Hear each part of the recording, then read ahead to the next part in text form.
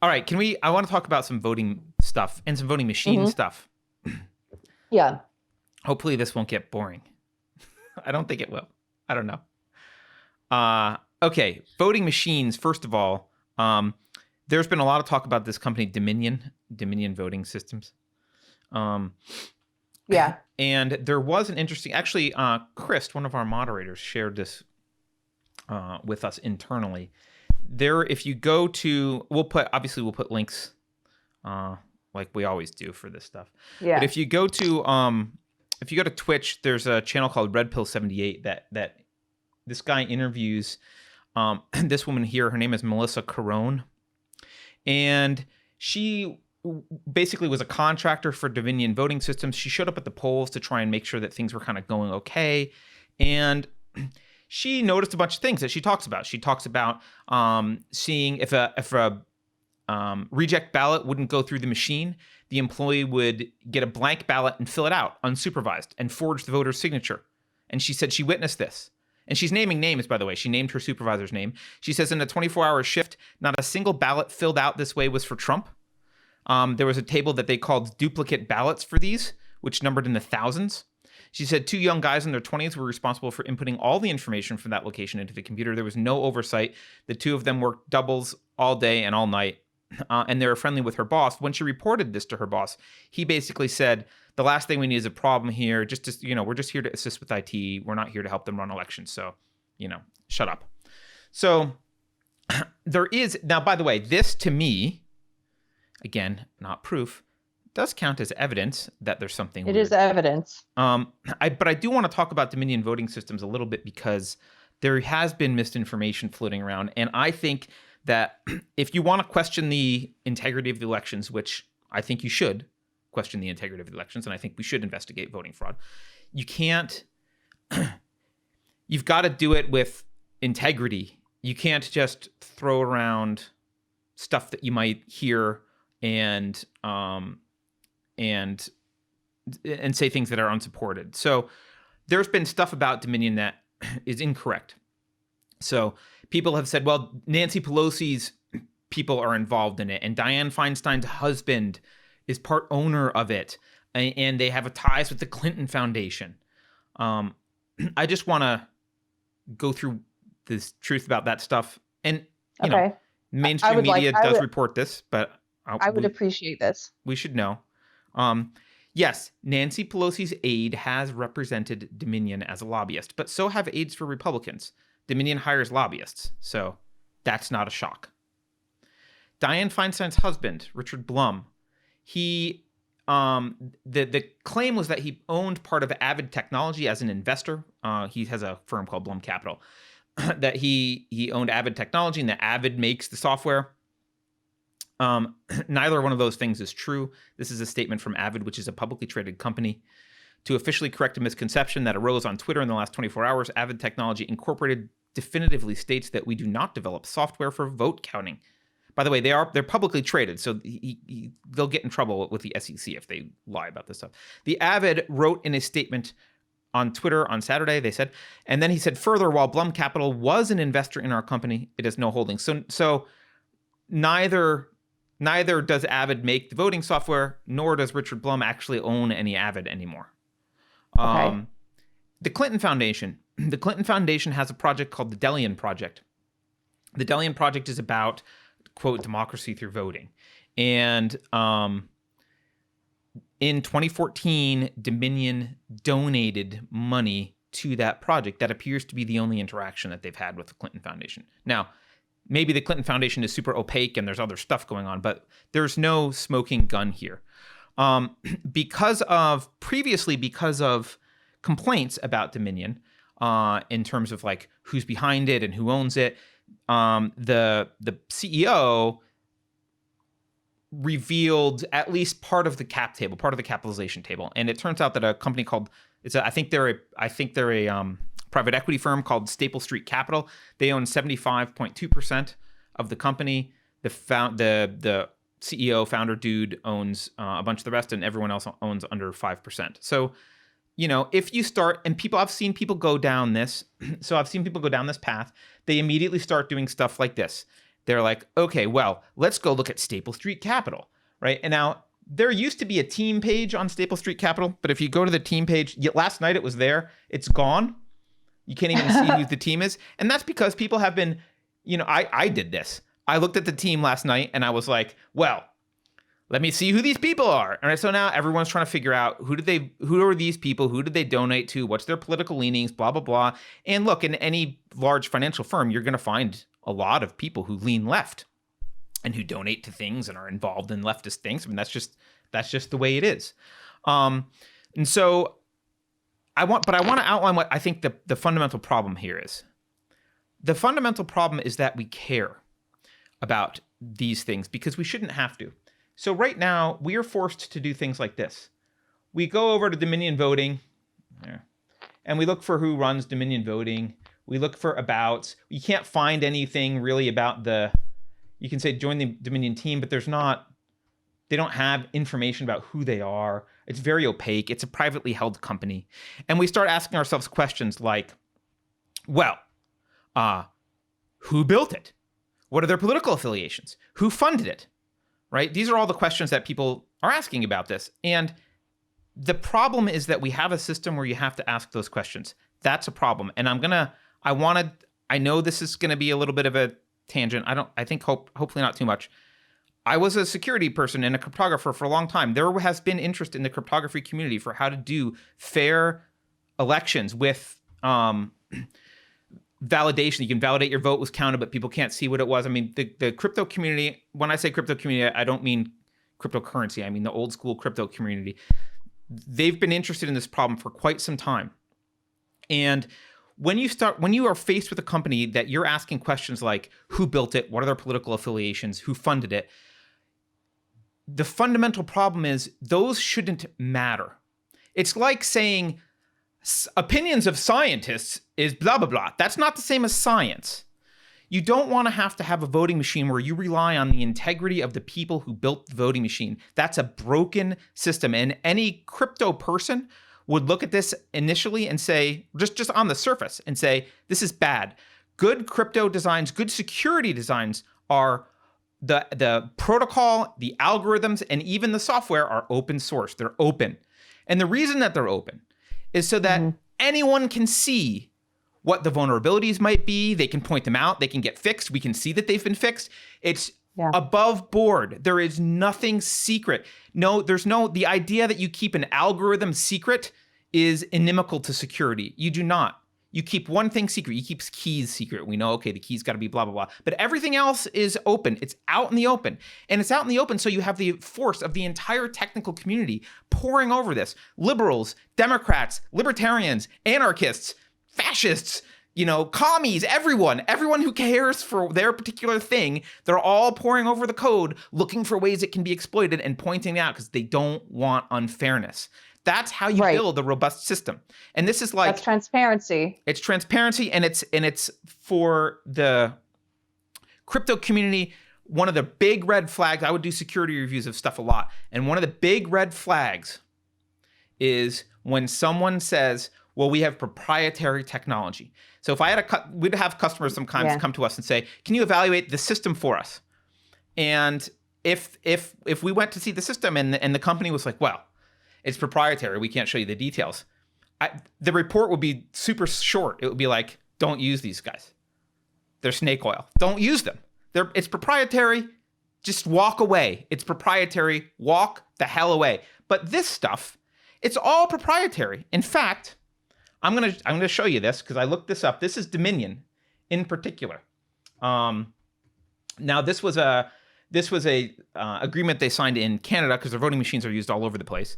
But you'll see some interesting information here really quickly. First of all, the legal agreement. The government agrees not to reverse engineer or otherwise attempt to derive the source code of the software. Why? They don't want you to see what's going on. The software's, this is called the security through obscurity. It's a snake oil ruse. It's the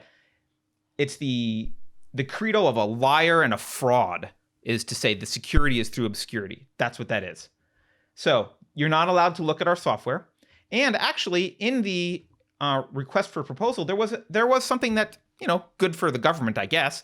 They said, hey, we want access to the software and source code for auditing purposes. Now, what they should have said is that it has to be open source, but they didn't say that. But here's the response. Now, by the way, they got the contract. Here's their response to this request. I'm just going to read it. This is ES&S. This is not Dominion. This is another company, but they all do the same thing. ES&S is actually, I think, bigger. They're the other one that's bigger than Dominion. ES&S acknowledges this provision. Okay, so they acknowledge, I see what you want, they say in their response. However, ES&S does not provide its source code to its customers.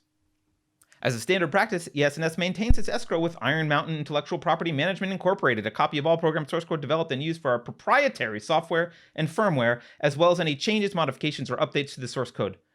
Should we cease to operate and become unable, then you can get it. So basically, this is an admission that what we're doing is that our security, that the integrity of our system relies on people not knowing what the source code is. It relies on people not knowing what we're doing. And that opens up the big question then of trust us. Do you trust us? And then that's why you have to start looking up, well, who funded you? Who are you? What are your political leanings? All that stuff shouldn't matter. And I'm going to point to something that I would prefer. And you'll think it's funny because this is the Open Source Election Technology Center or organization. And look at their front page right here. Bam, Black Lives Matter. All black voters matter. They have an agenda. They're still way better. You know why? Because their agenda is irrelevant. Their source code is open. They believe everyone should look at it. I don't care what their politics is, because if we use this kind of stuff, everyone could see what was happening, including people who don't agree with Black Lives Matter, and we would know. So this kind of stuff, I think it's unconscious. Look, if you care about democracy, again, I'm not a huge fan of voting, but if you're going to vote, at least do it right. We are in a system in which this is what the deep state does, and I don't know that they're doing it intentionally. It's just the idea of transparency never occurs to bureaucrats. It never occurs to them that, like, oh, everyone should see everything we're doing. So when these companies come along and say, well, we have some secret sauce, they nod their heads and, oh, yeah, we know what secret sauce is like. We have lots of secrets. Right. Sure, secrets are great. Let's have a voting system built on secrets. It's the worst way to build a voting system ever. The worst possible voting system is one in which there's a black box that few people understand or have access to that tabulates the votes. That is the worst possible way to run an election. It's horrible. Paper and pen, at least everyone understands how paper and pen works. Right. Everyone can see they can all look at the procedures.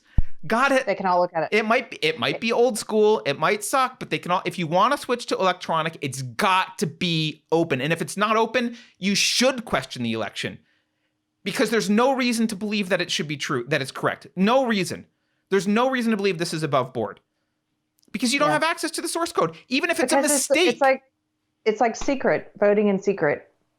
You don't get to see how the votes are counted. Right. I agree with you. As long as they're open source and the vote counting is transparent, I don't really care. Like you said, then nobody would be looking to see, well, what are your allegiances and what's your political leanings? Because the code is open. Right. We wouldn't care. Because you can see. We wouldn't care. Right. And we shouldn't. That's my point is we shouldn't have to care. We should not have to care. This, by the way, you want to see almost the definition of an oligarchy? It's a system in which we pretend to have democracy, but private companies have black boxes that control the voting that are approved by election officials. I don't know what more you could do. That's an immense amount of power. It's an immense amount of power. And the idea that that's how it should work is just stupid. It's just dumb. And as a former security person, it really pisses me off because there was a movement, I would say 20 years ago, people started talking about how to do open source voting protocols. And, no one cares. No one cares. The municipalities don't want them. The election boards don't want them. They prefer to, pay some voting company that keeps everything proprietary. So this is what you get. So yeah, the end of my rant is Dominion is not owned by the Clintons. It's not owned by Nancy Pelosi. It's not owned by Dianne Feinstein. There is some evidence that some shady stuff was going on, but maybe not necessarily with the system, just a Dominion person talking about how things were done at a particular polling location. But there is a problem with these voting systems in general, and it's a fundamental problem. It's a fundamental problem. And if you care about democracy, you should care about this problem. That's the end of my rant. And that's something that I don't have a lot of confidence that people are going to start pushing for this. We seem to always get easily distracted on, whatever's in the news at the moment. We have 4 years before the next presidential election. Is this something that we can expect to see people on the left and the right come together and say, we want voting transparency? I don't think so. I would hope so. But lately the left, the left seems to be fine with anything shady as long as it's benefiting their side. I'm not saying people on the right aren't like that too. I'm sure there are some people like that on the right, but as a whole, on average, people I know on the left right now they're not really interested in any investigation. They're not interested in uncovering whether there was fraud or even in talking about election integrity, which is kind of funny considering that's all they talked about for 4 years. Yeah. After 2016. Yeah. In fact, they seem to have a proclivity to try and do the opposite, which is to pshaw any suggestion that there's any problem, and just, stick warnings on top of it that say the experts agree that there's no election problem. This is fake news. But I mean, there was this. I meant to bring this up last time. Let me show you this lawsuit. For the judge promised to. Who knows if the judge will keep his promise, but the judge promised to rule on this today. So maybe we'll find out by later today.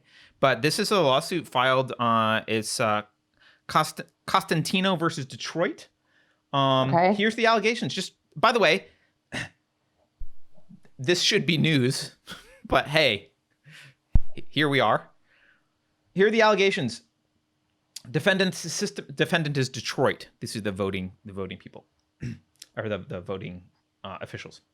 Defendants systematically processed and counted ballots from voters whose name failed to appear in either the qualified voter file (QVF) or in the supplemental sheets. When a voter's name could not be found, the election worker assigned the ballot to a random name already in the QVF to a person who had not voted. That's one. Two. Defendants instructed election workers to not verify signatures on absentee ballots, to backdate absentee ballots, and to process such ballots regardless of their validity. C. After election officials announced the last absentee ballots had been received, another batch of unsecured and unsealed ballots without envelopes arrived in trays at the TCF Center. There were tens of thousands of these absentee ballots, and apparently every ballot was counted and attributed only to Democratic candidates. D. Defendants instructed election workers to process ballots that appeared after the election deadline and to falsely report that those ballots had been received prior to the November 3rd deadline. E. Defendants systematically used false information to process ballots, such as using incorrect or false birthdays. Many times, the election workers inserted new names into the QVF after the election and recorded these new voters as having a birthday of 1/1/1900. City of Detroit election workers and employees coached voters to vote for Joe Biden and the Democratic Party. These workers and employees encouraged voters to do a straight Democrat ballot. These election workers and employees went over to the voting booths with voters in order to watch them vote and coach them for whom to vote. Unsecured ballots arrived at the TCF Center loading garage, not in a sealed ballot boxes, without any chain of custody and without envelopes. There's a few more. Defendant election officials and workers allowed ballots to be duplicated by hand without allowing poll challengers to check if the duplication was accurate. There's some more here, but that's the gist of it. Is this all true? No, this is just alleged and it's in a lawsuit. But someone thought enough that we can file a lawsuit here, and we'll see today what the judge rules. But this kind of stuff, if we had news and not propaganda arms for Yeah. basically the Democrats. If we had news and not a Blue Cathedral propaganda cabal, this would be news. They would be talking about it. They would be interviewing the lawyer. They would be like, tell us about this. What evidence do you have? I mean, they would be reading this, looking for the evidence that's listed in there. They would be talking about how it could potentially impact the election, right? They would be talking about all this stuff. They would be the ones interviewing Melissa Carone or from Dominion. They would be the ones asking all these questions, but they're not, because we don't have news. We just have a propaganda arm. We just have propaganda. That's all we've got. Yeah. So it's unfortunate.